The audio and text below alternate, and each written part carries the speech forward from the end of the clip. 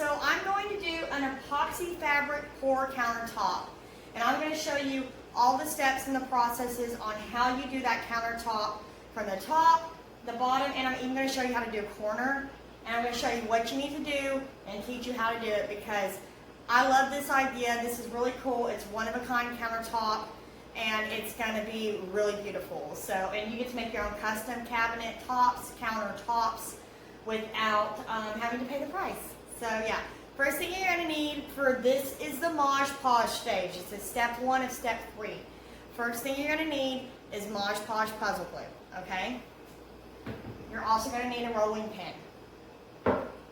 You're going to need scissors, not the crappy ones, the good ones, okay? You're going to need a skewer that has no tip. You don't want to be poking in your fabric, and whenever you have the glue down, and let's say your fabric stretching, you have 2, this is for people who need more than 1 solid piece of material. This is going to be something that helps you with it. You're going to want a spongy stick thing, okay? You're going to want a couple actually if you're doing big countertops. And your best friend is your scraper. This is key item.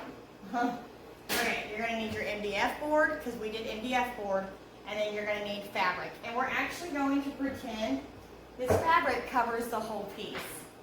But, you know, here's my fabric, okay? And I'm going to show you how to do what you need to do on this, basically so you know what you need to do, period, when you're doing these countertops, okay?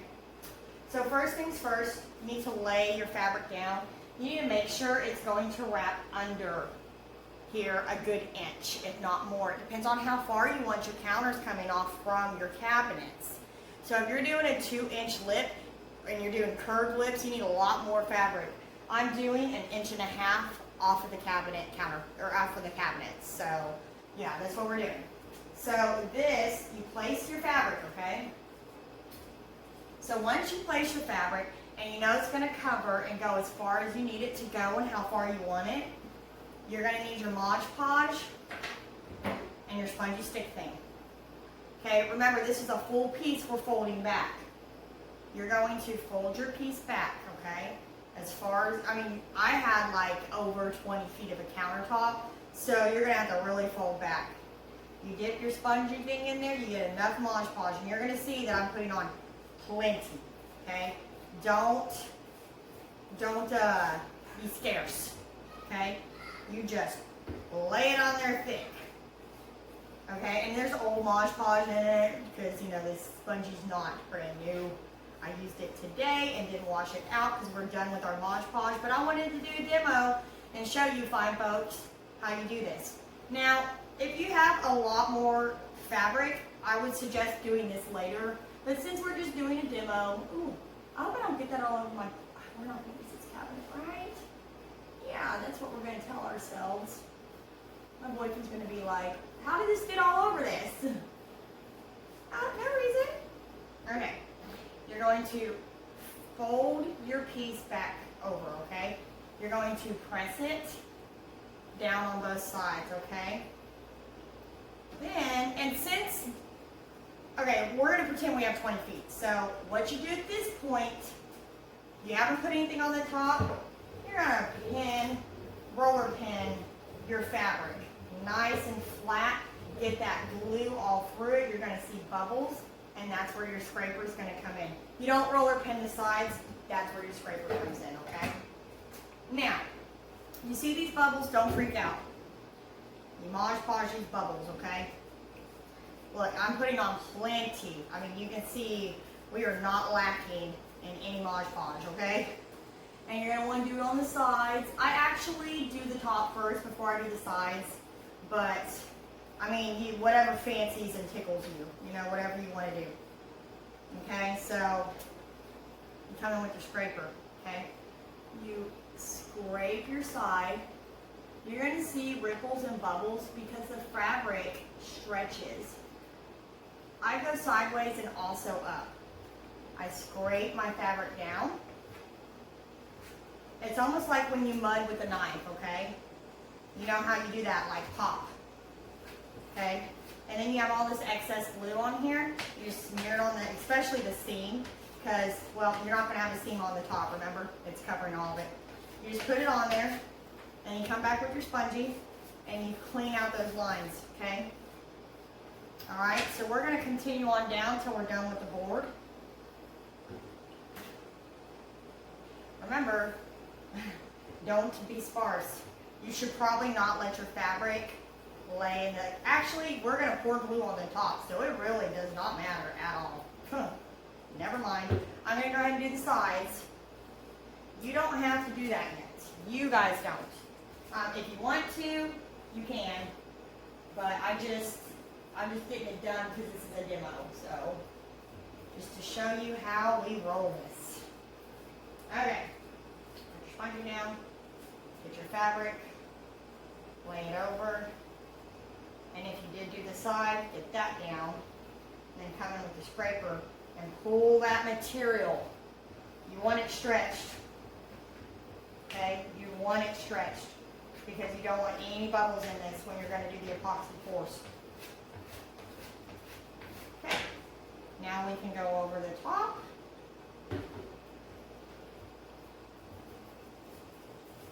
Remember, lay it on, like just slather it on there.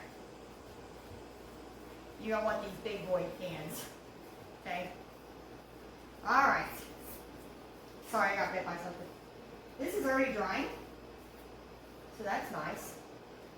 But I'm going to go ahead and start Modge Podging the side, like so, okay?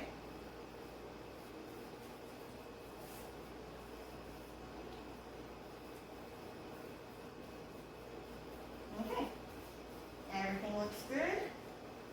I'm going to come with my spatula and I'm going to scrape this. You're going to see ripples and wrinkles happen, and you need to stretch that material again. Go down with it and up. I only go sideways if you put so much Modge Podge. See, there's this huge bubble. So you're going to lift and pull. Lift and pull. Scrape it down. Get her out of there. Go either ways you need to go. You will figure it out. I scrape sideways because I put so much glue on it that it's going to get stuck under the fabric, and then you're going to have lumps.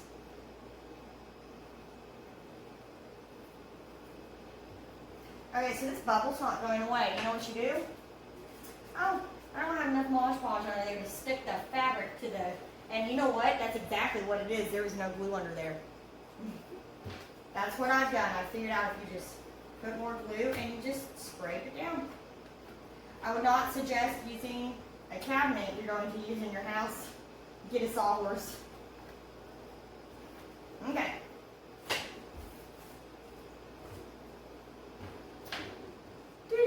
Oh, it's dry. Good. Okay, let's do the bottom side. Okay. All right. So how you're going to do a corner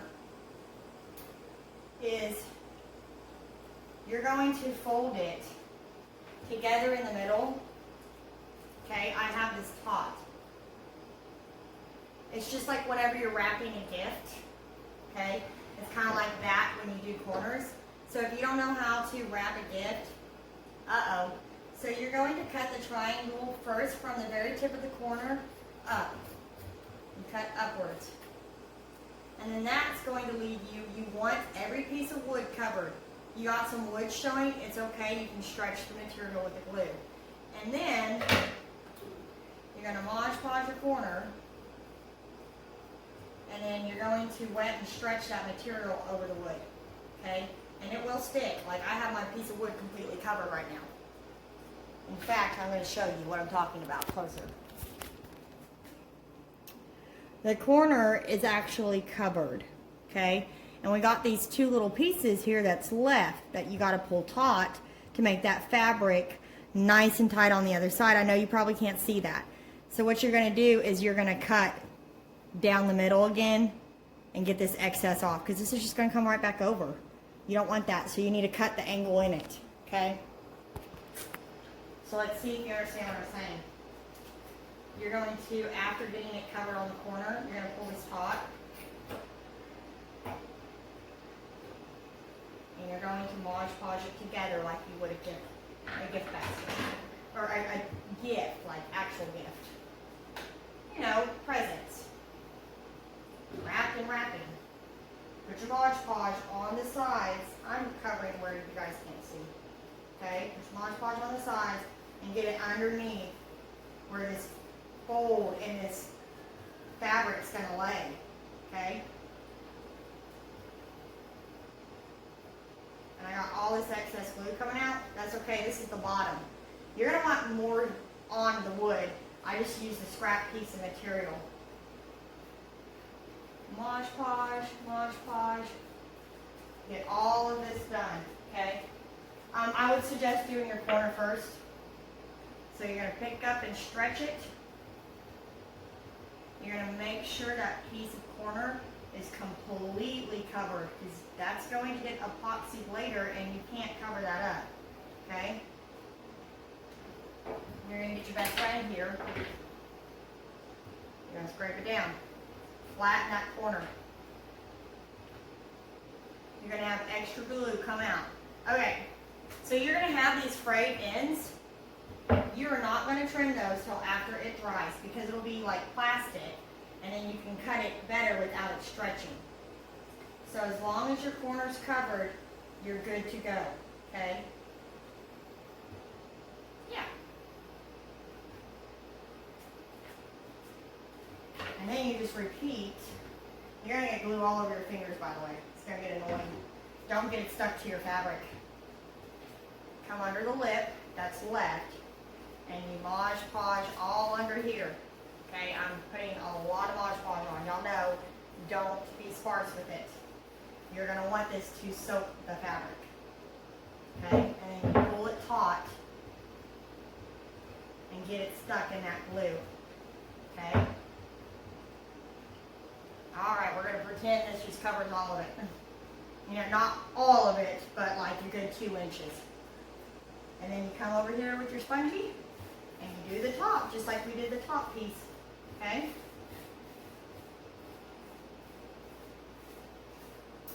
Okay, everything looks good. There's not a bunch of excess glue.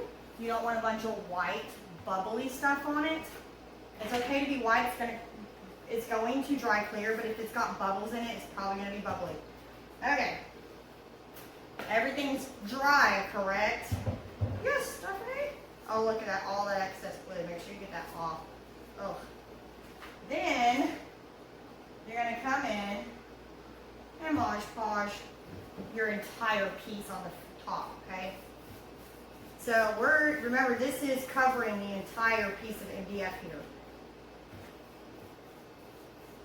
You're going to cover it all.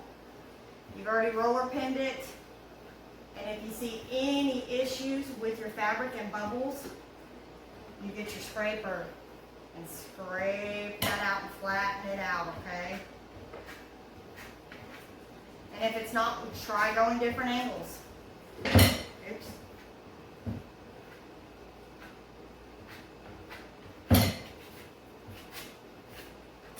And then you put all that excess glue on there from the scrapes and you get those lines out, okay? That is how you do the Modge Podge step. Here's our corner, nice and covered.